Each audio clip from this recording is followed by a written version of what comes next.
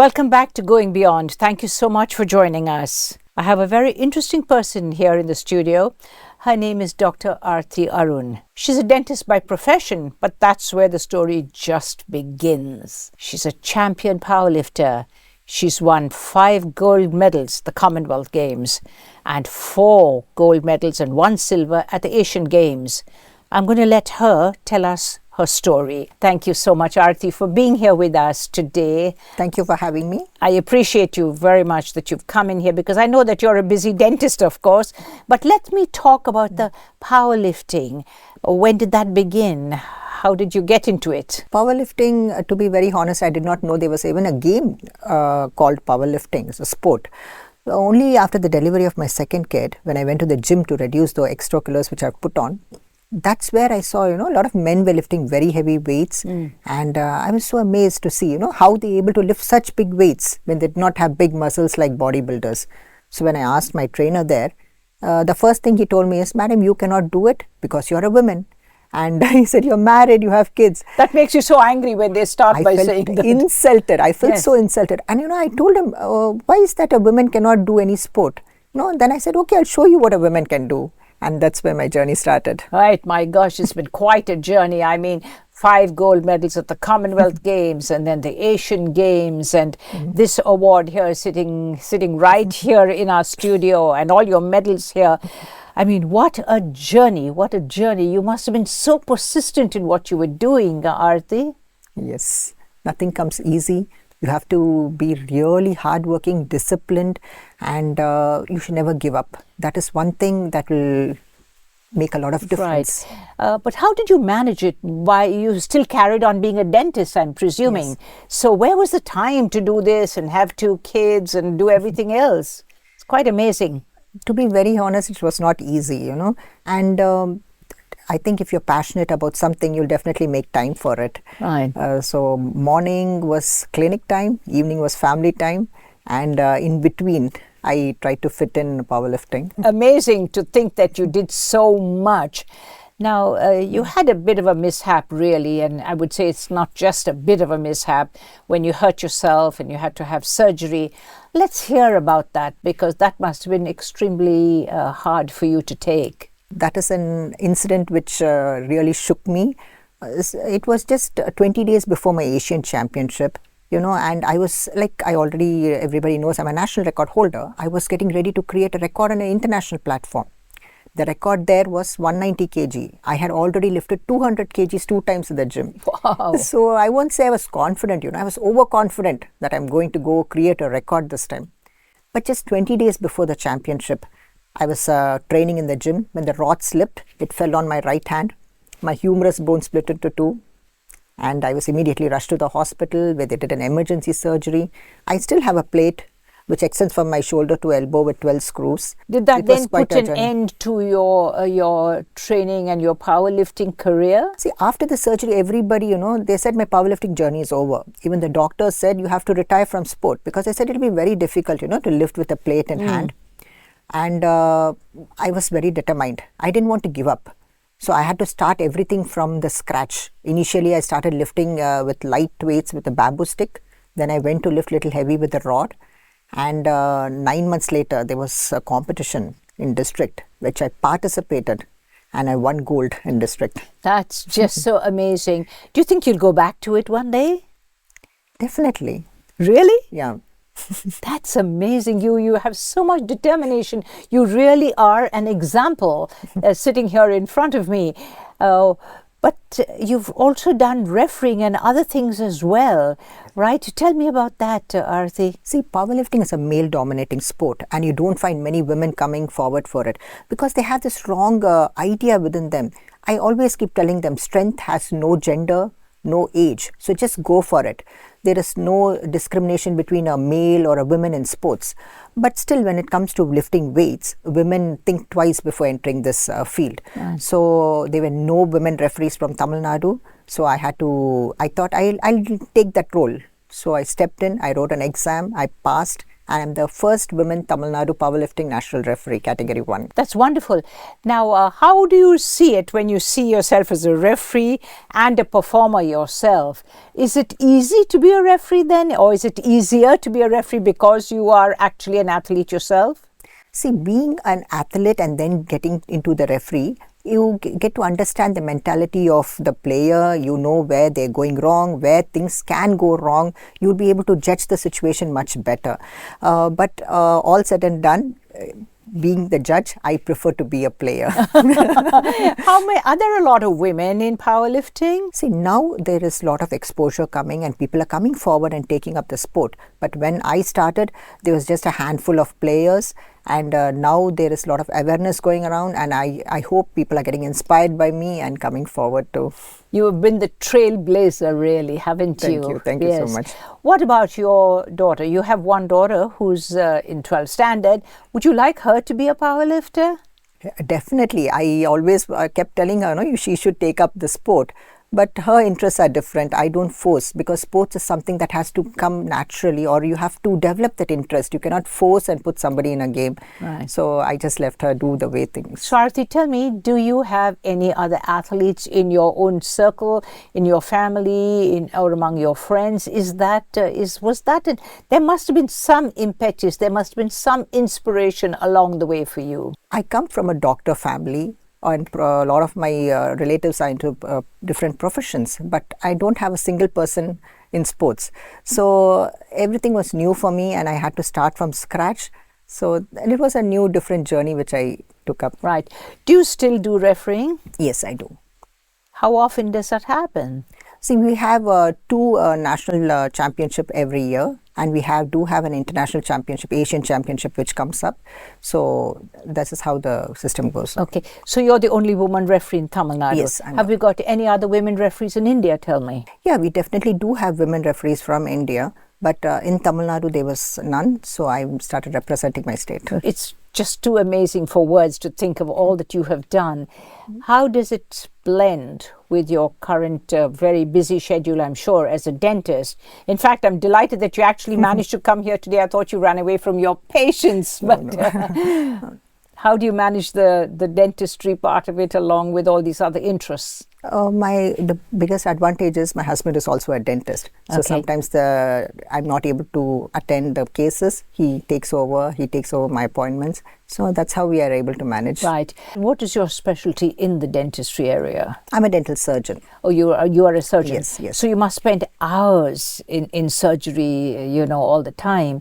How do you make it happen? I am curious. I'm really genuinely curious about how you do it. See, initially, because we both practice in the same clinic, when patients used to come, they were more confident seeing a male. And they say, can doctor do the surgery? Because the mindset is you need a lot of pressure. They don't realize it's technique that's involved there. Skill. Yeah, skill. So they say, can doctor do that extraction? Can he do that surgery? But now the plates have changed. Now they say, we are more confident with Dr. Arti. We want her. I need to ask your husband this question when I get him into my studio. You have a son as well, you told me. Yeah. Where is he? What does he do? He's doing bachelor's in photography in Sheridan University, Mississauga. In Canada, right? Yes. You didn't want him to be an athlete. Was he interested at all? Yes. He was an international kickboxing player. He was a bronze medalist in a world championship. So he did take up sport, but we are into 2 different sports. He into kickboxing and I'm into powerlifting. Right. But you've also been involved in kickboxing, I did see in your information to me. Tell us about that. I'm a vice president and women committee chairman for Tamil Nadu State Kickboxing Association. Right. Specifically to deal with women or what? Women committee is definitely to deal with all the women players, athletes, and vice president is to deal with association work. Right. While we're on this topic, how are women generally treated within the sporting areas in our country? You must have so much experience in that. Sometimes I read about them getting looked down on, and is that true, Arti? Does it actually happen? We are trying to change it. We are still trying, but it does happen. Women are not considered to be stronger, or they still feel that, it's a male dominating, even in sports. They think that men can do better work than female. They don't trust or believe in the abilities of a woman. That's what I truly believe. But I think that is pretty much across the board, really, in almost every profession within our country. Sadly, sad is it that very sad. As sad as it seems, I wish we had more sort of women who were really, and I feel that people who actually succeed don't try to lift the other women up, and I think that upsets me a lot. I don't know if you agree with that point of view. I see in sports that happens. I think there's some sort of jealousy that comes in. I'm sure. So I think we have to work on all those issues. If you want women to grow, I think a lot of women should come forward and support each other. Yes. Then we can see. Yes, I completely agree with that point of view. When you look back on your own career, are you glad that you took up powerlifting as opposed to, I don't know, weightlifting or anything else? I wouldn't have changed anything. Really? Yes, because I don't want to go into a sport where, where people say, oh, this is easy, she got it easy. I wanted to do something, like, come on, no woman has done it. So I wanted to be that trailblazer, really, as there. I say. Yes. So you must be an inspiration to a lot of young women. Do a lot of women contact you and say, well, do you think we are doing the right thing? Is it the right way to go? What do you feel? Lot of women keep Really? messaging me. They say, we are motivated by you. You are married, having kids, and you've gone and done this. We can do it even. And it's so nice to hear something like that. And it must be. You feel so proud, and you feel that you've done something. You've done something in your life. It's worthwhile. Yes, You've done something worthwhile. Isn't that the reason? I think, How, over the years, have you seen more and more women taking part in powerlifting? Have you seen it growing, the interest itself in the sport? Yes. Now a lot of women are coming forward.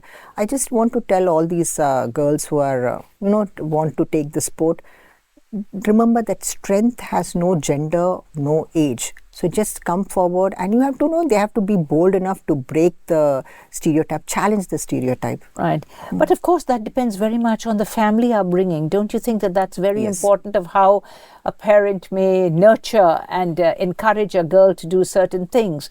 And I think that's really a big issue in our country. Isn't that the case? Definitely. I had the same problem. See, I come from a very conservative family. So my parents did not allow me to take sports, even though I was a state badminton player. There was a lot of costume restrictions at home. I can imagine. I had to give up. But my family, my husband and kids, they really supported me. My children are my cheerleaders. How lovely. That is so nice to hear that, because I really think that it's parents eventually who just hold that key, isn't it? In the early formative years is really what we are talking about. Yes. As a child, did you have an interest in sports and athletics? So you did say badminton just now. You didn't want to continue with that? I did want to, but my parents were not for it.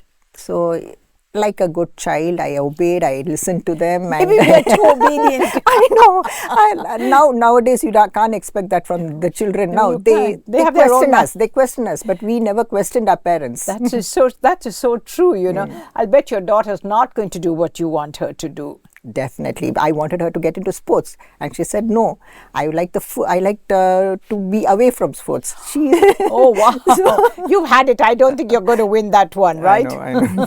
What does your husband have to say about you and your sporting and your athletics career? He must be very proud of you. Yeah, initially they were all, they all thought I'm just doing it for fun. Maybe I'll just do it for a month or so and stop. But only when they realized I'm a little serious about it and I'm not giving up, they thought I will give up within a month or so. Right. But I won't say they didn't stop. They didn't say anything negative, but they were only worried, that what will happen if you're lifting weights. They were worried about my joints. What will happen if you're lifting weights and you damage the bones? They were more concerned about that. Right. How many years were you actually a powerlifter for? More than 12 years. 12 years, Yes. as much as that? Yes. Okay. So where did you get your early lessons in this powerlifting? To be very honest, nobody came forward to give me coaching. Really? Yes. So when They didn't want to? They didn't want to, because they thought, you are a doctor by profession. They never took me seriously. So when I started approaching the coaches, nobody was willing to give me coaching. But eventually I did find a coach. But then later I realized he had no knowledge about lifting. He was just using me for his financial gains. And I ended up with a lot of muscle tear because of improper technique. And my journey is little challenging because I came out of that. I went to YouTube. I read about powerlifting. Then I started practicing by myself. And then I got on the stage, performed, won a bronze medal. And that's when people started recognizing me. So you started by winning bronze and then you went up and up and up till you won gold. Yes. Tell me about the feeling during a Commonwealth Games when you're standing up on that podium and somebody's putting a gold medal on your neck. What kind of thing goes through you? I had goosebumps all over my body. I can imagine. And that is that minute I realized, my 4 years of training and hard work and sacrifice was worth it. Right. And those moments, whenever I think about it, recollect it, I still get goosebumps. I can imagine. Where was that? In Canada, was it? Yes, it was in Newfoundland, Canada. Okay. When you decided that, did they actually tell you after your surgery, and I believe it was, you told me it was an 8-hour surgery on your arm, did they actually tell you that you could not actually lift again? Yeah, my doctor said it would be very difficult to lift because you have a plated hand. That made me really depressed. Even the antidepressants were of little help, because I used to keep on crying every day and kept saying, why me? All I wanted to do is just lift and make India proud. Yes. But later, I realized that I got married at the age of 18 and people said that I cannot study after marriage. I went to become a doctor. Then they said after childbirth, you cannot lift weight. I went to become a champion. And then they said, I cannot lift. Now they are saying I cannot lift with a plate in hand. Then I became determined. I'll show what I can do. And that's how I started. You really are an amazing example of what determination can actually do. When you look back, how do you feel about all your achievements? Tell me the truth. You must be very proud of yourself. My journey inspires me because for the person I am, I was a very timid, shy backbencher. Really? Yes. Coming out from that to be a person who's so strong now and inspiring other women, I feel proud of the situation I'm right now. Your own achievements, yes. You have every reason to be proud.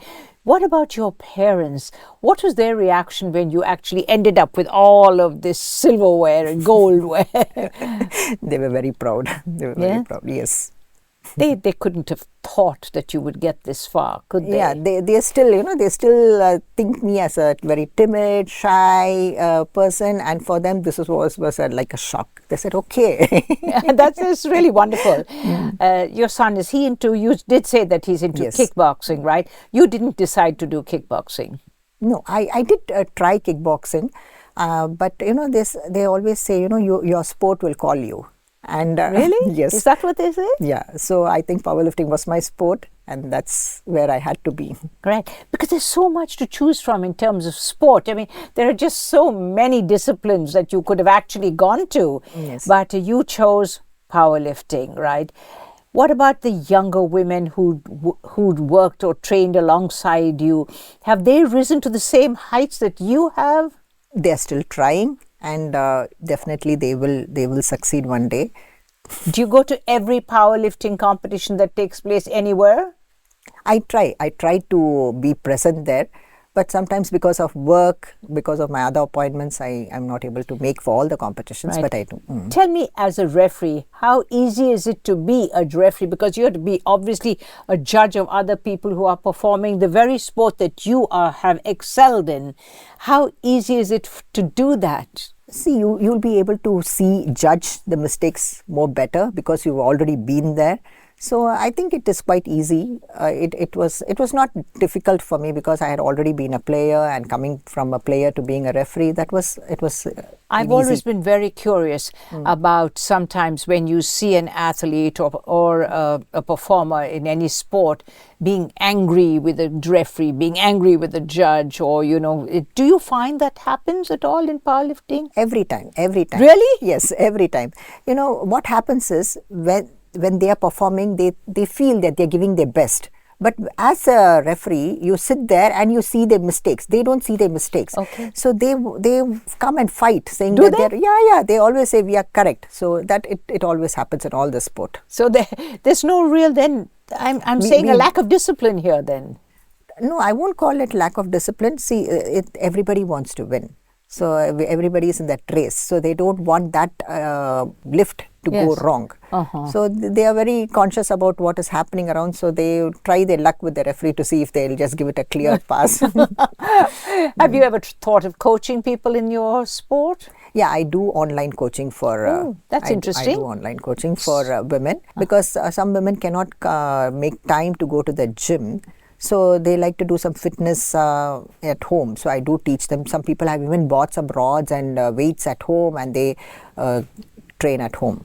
But is it easy to learn something like powerlifting on television, on the online? See, I learned seeing YouTube. But you were obviously obsessed, Arti. You were obsessed and you were determined to do it. So would that be actually the key point here that we have to talk about? If you are going to really take it up as a profession and take up powerlifting as very seriously, then you have to go join an academy or a gym to practice. You cannot do it from home. Right. Is powerlifting an expensive sport to learn? Definitely. Really? Yes. Because each costume, each belt, shoes, whatever costume you wear, the bench costume or deadlift or squat costume, everything is imported from US. We don't have manufacturers in India. So everything is quite costly. The belt which we use, that is 25,000. The costume is 20,000. The socks is 2,000. Shoes are 25,000. That's a lot. So, and you have to keep changing for each event. You cannot wear the same costume for deadlift, or you cannot use it for the bench. So you have different costume for different So I can't see the sport growing so easily in the rural areas because it's a lot of money, isn't it? But you see a lot of them coming from rural areas. You get a lot of jobs, government jobs. So people come forward to take up this sport. You get a lot of railway and forest department appoint powerlifters. Okay. When you think about it and you see, have you had any encouragement from the government authorities, maybe in our state, or do you know of anybody who has had encouragement? See, now people are getting encouraged because we have Udayanidhi sir as sports minister. Yeah. But during when I passed and came out, I didn't have much of government support. So yes, so that was a big drawback for me. Okay. Are there institutes like run by the government where they actually teach things like powerlifting? It is not run by government. It is all self-funded academies that run the show. Have you not thought of doing something like that yourself? I did think, but there was a lot of investment. And being a doctor, I was thinking if I could, give 100% if I open up my own academy. So that is something which is behind my mind. I should try. I'm going to ask you a very personal question here. Do you prefer your dentistry to your powerlifting? Dentistry is my bread job, and butter. bread and butter, and powerlifting is my passion. So I'm trying to balance both. You've answered that very, very beautifully. Do the people who come to you, the patients who come to you, do they know who's dealing with them? I mean, you could break their jaw. Like I said, initially they were not very confident about me. Now they are very confident. But do they know about you? Do they know where you're coming from? Do they know this aspect of you? About the fracture, I don't know how many people know about it. But being a Commonwealth player, it was all over the paper and social media. So most of them know about it. How is your arm right now? Are you absolutely normal in your movements and in the way it feels for you? No, I won't say. See, artificial is always artificial. But yes, I am. I have 95% of movement. Right, and it's on the right. Yeah, it's on your right hand. Yes. So how do you perform your surgeries, and how do you do everything else as a dentist with that right arm like that? Or are you left-handed? No. I am right-handed. No. Initially it was very difficult because I had to keep holding the mouth mirror or the plier for quite some time. But then.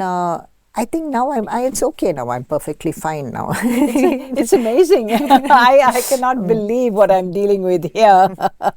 I'm just so glad that you've actually come in, because I really think that talking to you is so much of an inspiration that I do know that people who are even watching us are wondering, where is this lady coming from? Where is this lady coming from?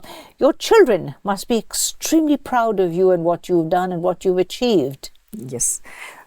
Do they say so? Do they tell you that? Yes, my daughter keeps on motivating me. She says, don't give up, never give up. Because I think they want to see their mother strong and fearless. Yeah. Yes. And they are my driving forces. But that is amazing. Is your husband an athlete? No. No, not at all. No. No. That's something. So even not being an athlete, he has still obviously encouraged you to the point that we are sitting here and talking about this. Yes. And all of this that's sitting on this table. If you had a chance, would you do it all again? Definitely. Definitely, because it's an experience. It's something, if you give me a chance to relive it, I would happily go and relive the moment. But I think in a way, I believe that you have relived something for me here today, because it's been just so marvelous, absolutely, to have you here. And I am terribly, terribly, terribly grateful to you for your time. I know you've run away. You've run away from your patients today to come here. But for us to even be privileged to actually hold a Commonwealth medal in your hand is something else. This is too good to be true almost. It's unbelievable. And I am so grateful and I'm so glad. And I'm thanking you so much indeed. I really appreciate your time. Thank you so much. It means a lot to me. I appreciate your time. Well, that's all we have time for here. I don't want to let this guest go away because she's been such a fascination to even talk to her. She's been an inspiration, and I do know that you, watching this show from your home, are also inspired. It just goes to prove that when we've decided to do something and we're determined to do it, we can. And so until the next time, you take care and bye for now.